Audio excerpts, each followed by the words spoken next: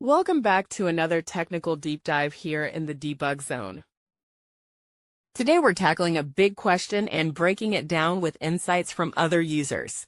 Hopefully this clears up some misconceptions and helps you get the answer you need. So buckle up, stay a little curious, and let's jump right in.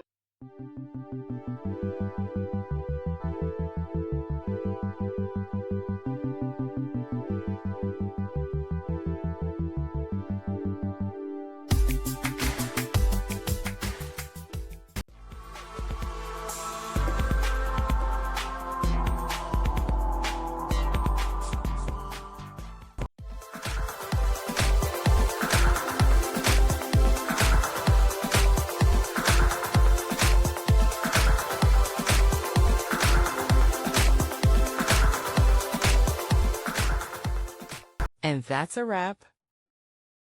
I hope you found the answer you were looking for. If you did, take a second to hit that subscribe button. It really helps out. And let me know in the comments which solution worked best for you. See you next time in the Debug Zone.